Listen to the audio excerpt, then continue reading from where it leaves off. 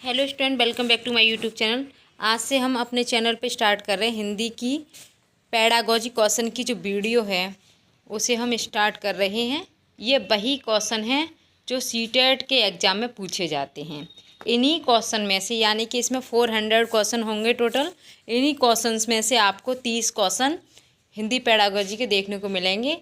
तो इस सीरीज़ को शुरू से एंड तक ज़रूर देखें, ये आपके लिए बहुत ज़्यादा हेल्पफुल रहेगी। फर्स्ट क्वेश्चन है, निम्नलिखित में से कौन सा समाज भाषा विज्ञान का हिस्सा नहीं है। तो हमें राइट आंसर को देखना है, बाकी 3 यहाँ पे रॉन्ग हैं, उनको हटाना है। सत्तात्मक कारकों, सामाजिक आर्थिक अथवा राजनीतिक तथा भाषा परिवर्तन पर उसके भावों का अध्ययन। बोलने से संबंधित कुछ विशेषताओं के प्रति लोगों के व्यवहार का अध्ययन। बोलचाल की भाषा में ध्वनियों का अध्ययन। समाज में बोली के बारे में सामान्य दृष्टिकोण। तो हमें देखना है यहाँ पे समाज भाषा विज्ञान का हिस्सा नहीं है, तो बोलचाल की भाषा में ध्वनियों का अध्ययन ये राइट नहीं है, बाकी ये तीनों राइट हैं। यहाँ पे समाज के बारे में बातें हुई हैं, लोगों के प्रति का व्यवहार का अध्ययन यानी कि समाज में ही देखने को मिलता है, और सामाजिक आर्थिक अथवा राजनीतिक भाषा परिवर्तन। राइट आंसर है सी। नेक्स्ट क्वेश्चन देखिए, राष्ट्रीय पाठ्यचर्या रूपरेखा 2005 प्राथमिक स्तर पर किस भाषा को अनुदेशन माध्यम अपनाने की सिफारिश करता है। मातृभाषा, क्षेत्रीय भाषा, 8वीं अनुसूची में सम्मिलित कोई भी भाषा, या अंग्रेजी। राइट आंसर है मातृभाषा, यानी कि प्राथमिक स्तर पर जो भाषा होती है वो मातृभाषा होती है। नेक्स्ट क्वेश्चन, शिक्षार्थी केंद्रित कक्षा कौन सी है। यानी कि सबसे पहले तो हम ये जानें कि शिक्षा केंद्रित होती कौन सी कक्षा है, यानी कि जो बच्चे के बारे में, यानी कि जो शिक्षार्थी के बारे में सोचकर पढ़ाया जाए वो कैसी होती है, शिक्षार्थी केंद्रित कक्षा होती है। तो हम यहाँ पे देखेंगे, जिस कक्षा में अध्यापक निर्णय लेते हैं और आत्मनिर्भर होते हैं वो कौन सी कक्षा होगी, अध्यापक केंद्रित, ना कि शिक्षार्थी केंद्रित। नेक्स्ट, जिसमें अधिगम का समग्र उत्तरदायित्व किसका होता है, अध्यापक का। तो ये वाली कौन सी कक्षा होगी, अध्यापक केंद्रित कक्षा। और हमें जानना है यहाँ पे शिक्षार्थी केंद्रित कक्षा, जिसमें विद्यार्थियों की बहुत कम संख्या पर ध्यान दिया जाता है और अधिकांश विद्यार्थियों की अनदेखी की जाती है। यानी कि अगर जो विद्यार्थी केंद्रित कक्षा होगी उसमें विद्यार्थी को अनदेखा नहीं किया जाएगा। तो यहाँ पे तो ये खुद ही रॉन्ग हुआ। जिसमें शिक्षार्थियों के पूर्व ज्ञान और अनुभवों को शामिल किया जाता है तो वो क्या होती है, शिक्षार्थी केंद्रित शिक्षा। तो यहाँ पे है 4 आंसर राइट। नेक्स्ट क्वेश्चन, राष्ट्रीय शिक्षा नीति 2020 कहती है विद्यालय में अधिगम के लिए बहुभाषिकता और भाषाओं की शक्ति आवश्यक है। आगे की शिक्षा को सहज बनाने के लिए विद्यालय के प्राथमिक चरण में माध्यम के रूप में अंग्रेजी भाषा हो। सभी भाषा अधिगम मातृभाषा में होना चाहिए। बच्चों को अपनी रुचि के अनुसार अनेक भाषा सीखनी चाहिए। राइट आंसर है यहाँ पे राष्ट्रीय शिक्षा नीति 2020 कहती है कि विद्यालय में अधिगम के लिए बहुभाषिकता और भाषाओं की शक्ति आवश्यक है। नेक्स्ट वन क्वेश्चन, निवेश परिकल्पना अनुशंसा कहती है, निवेश परिकल्पना अनुशंसा करती है कि भाषिक निवेश भाषिक दक्षता के वर्तमान स्तर से अधिगम प्रतिफलों को सही तरह से प्राप्त करने के लिए आदर्श है। एक चरण के पीछे, बहुत आगे, या एक चरण के आगे, या समांतर। तो राइट आंसर है एक चरण के आगे। नेक्स्ट वन क्वेश्चन, किसी भाषा की उपभाषिक विशेषताओं के संबंध में कथन आ और बा पर विचार करें। ध्वनि की प्रबलता सिर्फ वह नहीं है जो आप कहते हैं, बल्कि वह है कि आप कैसे कहते हैं। स्वर शैली का अर्थ है आवाज़ या भाषण में विभिन्नता। आ बा गलत है, आ बा सही है, आ और बा दोनों सही हैं, आ बा दोनों गलत हैं। तो राइट आंसर यहाँ पे आ और बा दोनों सही हैं। नेक्स्ट वन क्वेश्चन, वाइगोत्स्की के अनुसार बच्चों में भाषा का विकास कब होता है।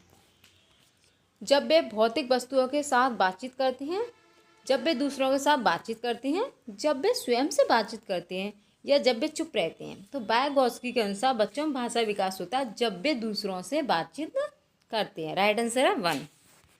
नेक्स्ट वन क्वेश्चन, भाषा के अंतक्रियात्मक मॉडल के बारे में विषम कथन का चयन करना है।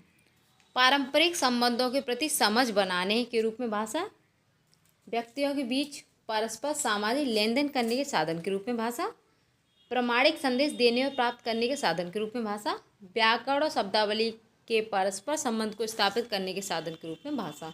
भाषा के अंतक्रियात्मक मॉडल के बारे में विषम कथन ढूंढना था, तो ये विषम है। बाकी पार्श्विक संबंध ये सम है। व्यक्तियों के बीच परस्पर सामाजिक लेन देन ये सभी क्या है, राइट है। और यहाँ पे 4 आंसर है रॉन्ग। नेक्स्ट वन क्वेश्चन, भाषा से क्या अभिप्राय है। भाषा विज्ञान की व्यवस्था है, व्यवस्थाओं की व्यवस्था है भाषा, विकासात्मक व्याकरणात्मक व्यवस्था है, या अक्षर और ध्वनियाँ हैं। राइट आंसर है भाषा से अभिप्राय है, व्यवस्थाओं की व्यवस्था होती है भाषा। Right answer B. Next one question, भाषा के साथ संलग्नता से क्या आशय है। शिक्षार्थी भाषा के नियम सीखते हैं, अध्यापक भाषा अधिगम के लिए शिक्षार्थियों के साथ काम करते हैं, शिक्षार्थी शब्दों और वाक्यों का अर्थ समझे बगैर उन्हें डिकोड करते हैं, या शिक्षार्थी भिन्न भिन्न उद्देश्यों के लिए भाषा का प्रयोग करते और सीखते हैं। राइट आंसर है 4। शिक्षार्थी भाषा के नियम सीखते हैं, यहाँ पे रॉन्ग है। भाषा के साथ संलग्नता से क्या आशय है, तो राइट आंसर है यहाँ पे 4, बाकी ये सभी रॉन्ग हैं। नेक्स्ट वन क्वेश्चन, राष्ट्रीय शिक्षा नीति 2020 के अनुसार विद्यालय शिक्षा का क्या ढांचा है। 5+3+3+4, तो राइट आंसर यही है। इसको अच्छे से याद कर लेना है कि जो राष्ट्रीय शिक्षा नीति 2020 के अनुसार विद्यालय शिक्षा का ढांचा है वो 5+3+3+4। नेक्स्ट वन क्वेश्चन, शिक्षिका ने कक्षा 4 के विद्यार्थियों 6 के समूह में बांटा और उन्हें बिना अंत लिए एक लघु कथा दी। उसके बाद उसने कल्पना करने, चर्चा करने, अंतिम रूप से देकर कहानी का अंत लिखने के लिए कहा। इस गतिविधि के द्वारा शिक्षिका उनके किस कौशल का विकास कर रही है, रचनात्मक कौशल का। नियंत्रित कौशल जब होता जब वो शिक्षिका बच्चों को कुछ करने को नहीं देती। निर्देशित कौशल यानी कि वो शिक्षिका के निर्देश पर ही काम करते। उत्पाद कौशल यानी कि उनको दिया जाए उसी को वो क्या करने, इमिटेट करना। तो राइट आंसर है यहाँ पे 4। नेक्स्ट वन क्वेश्चन, निर्देशित रचना सामान्यतः किस पर प्रस्तुत करनी चाहिए। अव्यक्त स्तर पर, आरंभिक स्तर पर, किशोरावस्था के स्तर पर, वयस्क के स्तर पर। निर्देशित रचना सामान्यतः आरंभिक स्तर पर ही प्रस्तुत करनी चाहिए। Right answer 2। Next one question, निम्नलिखित में से किस पर कविता की कक्षा में चर्चा करने की आवश्यकता नहीं है। व्याकरण पर, यानी कि कविता की कक्षा जो होती है उसमें तुकबंदी पर चर्चा की जाती है, कविता के विचारों थीम पर की जाती है, काव्य साधनों पर की जाती है, बट व्याकरण पर नहीं किया जाती है। तो यहाँ पे जो व्याकरण है वो राइट आंसर है। व्याकरण पर चर्चा नहीं की जाती है, तो यहाँ पे राइट आंसर है व्याकरण। नेक्स्ट वन क्वेश्चन, झारखंड के एक गांव में रहने वाली एक शिक्षार्थी अपनी मातृभाषा और हिंदी जानती जो उसके घर और आस पड़ोस में बोली जाती है। वह विद्यालय में अंग्रेजी सीखती है। कौन सी भाषा भाषा अर्जन के और कौन सी भाषा भाषा अधिगम के अंतर्गत आती हैं। यानी कि वह विद्यालय में अंग्रेजी सीखती है। जब वो विद्यालय में अंग्रेजी सीख रही है तो ये क्या होगा, भाषा अधिगम। तो राइट आंसर ए और बी, यानी कि मातृभाषा उसकी क्या है, हिंदी भाषा। ए और फर्स्ट और सेकंड क्या है यहाँ पे, राइट है। नेक्स्ट वन क्वेश्चन, निम्नलिखित में से कौन सी गतिविधि कहानी पढ़ने के बाद विद्यार्थियों में निष्कर्ष निकालने का कौशल विकसित करने की सर्वाधिक उपयुक्त गतिविधि है। इस कहानी में एक पात्र ने जिस तरह से प्रतिक्रिया दी, क्या उसी तरह से प्रतिक्रिया देने वाला व्यक्ति को आप जानते हैं। निम्नलिखित में से कौन सी गतिविधि है जो कहानी पढ़ने के बाद विद्यार्थियों में निष्कर्ष निकालने का कौशल विकसित करने की सर्वाधिक उपयुक्त मानी जाएगी। इस कहानी में आप स्वयं को कहाँ रखना चाहेंगे, तो ये कोई कहानी में बच्चों से कौशल विकसित करने की सर्वाधिक विधि नहीं है, तो ये रॉन्ग है यहाँ पे। इस कहानी में एक पात्र ने जिस तरह कहानी की प्रतिक्रिया दी, क्या उसी तरह प्रतिक्रिया देने वाला व्यक्ति को आप जानते हैं? कहानी में से किसी भी की भी कल्पना करें और अपने वाक्य में उसका कहानी में से किसी की भी कल्पना करें और अपने वाक्य में उसका प्रयोग करें। पढ़ी गई कहानी का वीडियो देखें और अपने शब्दों में सेटिंग का वर्णन करें। रॉन्ग आंसर, राइट आंसर है सेकंड।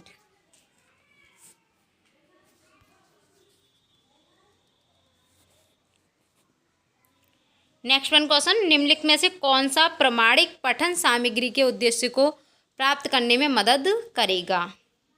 ध्वनियों की सूची, किसी स्थानीय होटल की व्यंजन सूची, अपने फ़ोन पर रिकॉर्ड की गई 2 मिनट की कोई वीडियो, अध्यापक द्वारा जापानी भाषा में लिखी गई कहानी का अंग्रेजी में अनुवाद। तो राइट आंसर है किसी स्थानीय होटल की व्यंजन सूची। यानी कि अगर कोई प्रमाणिक पठन सामग्री की बात आती है तो कोई स्थान वगैरह का जो ऑप्शन होता है वो हमारा क्या होता है? राइट, यानी कि स्थानीय होटल की व्यंजन सूची। नेक्स्ट वन क्वेश्चन, विकास में महत्वपूर्ण अवधि की पहचान की जा सकती है। अधिगम तथा अनुभवों के विकास के लिए विशिष्ट आयु महत्वपूर्ण है। विकास की एक विशिष्ट अवधि के दौरान हुए अनुभवों का अधिगम पर बहुत बड़ा प्रभाव होता है। अधिगम के दौरान चुनौतीपूर्ण अनुभवों का विकास पर गहरा प्रभाव होता है। अधिगम तथा विकास के लिए अनुभवों की अपेक्षा विशिष्ट अवधि महत्वपूर्ण है। राइट आंसर है थर्ड, किसी विशिष्ट अवधि के दौरान हुए अनुभवों का अध्ययन, अधिगम। नेक्स्ट वन क्वेश्चन, भाषा में किन्हें ग्रहण कौशल कहते हैं? यानी कि जिसे ग्रहण किया जाए। तो ग्रहण कैसे किया जा सकता है? श्रवण, सुन करके और बोल करके और लिख करके, श्रवण तथा पठन, सुनकर और पढ़कर, पाचन, बोलकर और पढ़कर। तो राइट आंसर सुनकर और पढ़कर क्या किया जा सकता है? ग्रहण किया जा सकता है। नेक्स्ट वन क्वेश्चन, भाषा प्रभाव से क्या तात्पर्य है? शुद्ध वर्तनी लिखना, अपने शब्दों में कहानी का सार लिखना, व्याकरण के नियमों को स्पष्ट करना, सहज गति के साथ वाचन, पठन तथा लेखन। तो राइट आंसर है डी, भाषा प्रभाव से तात्पर्य है सहज गति के साथ वाचन करना, पठन करना और लिखना। नेक्स्ट वन क्वेश्चन, निम्नलिखित में से कौन सा विचार भाषाविद नोम चॉम्स्की के द्वारा प्रस्तुत किया गया है? मनुष्यों में भाषा अर्जित करने की जन्मजात शक्ति होती है या समझ होती है। तो ये क्या हमारा राइट, नोम चॉम्स्की के द्वारा कहा गया है कि बच्चे में जो भाषा अर्जित करने की क्षमता होती है वो जन्म से ही होती है। बच्चे अनुकरण और पुनर्बलन के माध्यम से भाषा सीखते हैं, तो ऐसा उन्होंने नहीं कहा था। शुरुआती वर्षों में चीज़ों से परिचय के अभाव का प्रभाव विकास पर नहीं पड़ता। प्रत्येक भाषा अलग होती है, उसके अर्जन की अपनी पद्धतियाँ होती हैं। तो ये यहाँ पे दोनों ही रॉन्ग हैं। नेक्स्ट वन क्वेश्चन, कक्षा 8 के शिक्षार्थी अंग्रेजी को द्वितीय भाषा के रूप में सीख रहे हैं। एक निदानात्मक परीक्षण यह दर्शाता है कि उनमें से अधिकार केवल कक्षा 2 तक की पाठ्य वस्तु पढ़ सकते हैं। निम्नलिखित में से कौन सी कक्षा की दिनचर्या अधिकांश शिक्षार्थियों को भागीदारी निभाने और आगे बढ़ने में सक्षम बनाएगी? घेरा समय, शिक्षार्थी चुने गए विषय या अंतर्वस्तु पर मौखिक रूप से अपने विचार साझा करते हैं। ये विद्यार्थियों को भागीदारी निभाने और आगे बढ़ने में सक्षम बनाएगी। यह विद्यार्थियों को भागीदारी निभाने और आगे बढ़ने में सक्षम बनाएगी। राइट आंसर है थर्ड। नेक्स्ट वन क्वेश्चन, निम्नलिखित में से कौन सा पठन का उपकौशल है? लिपिबद्ध करना, कहानी की घटना याद करना, वर्तनी याद करना, अनुमान लगाना। राइट आंसर है अनुमान लगाना, ये पठन का उपकौशल है। नेक्स्ट वन क्वेश्चन, निम्नलिखित में से कौन सा सामाजिक बोली को परिभाषित करता है? व्यक्तियों के समूह अथवा समुदाय की भाषा की वाक विशेषताएं, एक महाद्वीपीय अथवा एक देश अथवा एक राज्य की भाषा, एक क्षेत्र की भाषा के भीतर एक भाषा की वाक विशेषताएं, क्षेत्र की लिखित भाषा तथा साहित्य। राइट आंसर है व्यक्तियों के समूह अथवा समुदाय की भाषा की वाक विशेषता, ये सामाजिक बोली की परिभाषित करता है। नेक्स्ट वन क्वेश्चन, श्रुति किसी कार्यक्रम के बारे में विशेष सूचना प्राप्त करने के लिए पत्रिका पढ़ती है, उसके पठन को क्या कहेंगे? बारीकी से पढ़ना। यानी कि श्रुति किसी कार्यक्रम के बारे में सूचना को पढ़ रही है तो वो कैसे पढ़ रही है? उसको बारीकी से। नेक्स्ट वन क्वेश्चन, निम्नलिखित में से कौन सा भाषा के विषय में सत्य नहीं है? प्रत्येक भाषा की लिपि होती है, प्रत्येक भाषा का व्याकरण होता है, भाषा के लिए लिपि आवश्यक नहीं है, भाषा प्राथमिक रूप से मौखिक है। यहाँ पे हमसे पूछा कौन सा सही नहीं है, तो वो है प्रत्येक भाषा की लिपि होती है। ऐसा नहीं है कि प्रत्येक भाषा की लिपि होती है, भाषा के लिए लिपि आवश्यक नहीं है। राइट आंसर ये है, ये तीनों राइट हैं, बाकी जो रॉन्ग है वो ए है। तो हमसे जो पूछा गया है तो राइट आंसर इसमें फर्स्ट है। नेक्स्ट वन क्वेश्चन, एक शिक्षार्थी अपने संज्ञानात्मक स्तर से एक सोपान ऊपर के अपठित गद्यांश को समालोचनात्मक सराहना द्वारा अपनी पठन क्षमता प्रदर्शित करती है, उसे कहा जाता है बोधगम्य निवेश।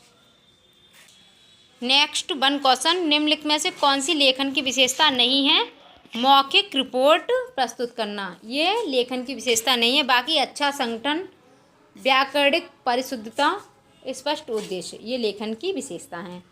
नेक्स्ट वन क्वेश्चन, बच्चे किस अवस्था के दौरान तरह तरह के अक्षरों को मिलाकर ध्वनियाँ निकालना शुरू कर देते हैं, जैसे कि बा, बा, दा, दा, बबलाने की अवस्था में? राइट आंसर है 4। नेक्स्ट वन क्वेश्चन, एक भाषा शिक्षिका अपने कक्षा की शुरुआत सामान्यतः कुछ निश्चित परिस्थितियां बनाकर, कुछ प्रश्न प्रस्तुत कर, अपने अनुभव साझा कर आदि द्वारा करती है, इसे कहा जाता है पठन पूर्व के कार्य। राइट आंसर है फर्स्ट।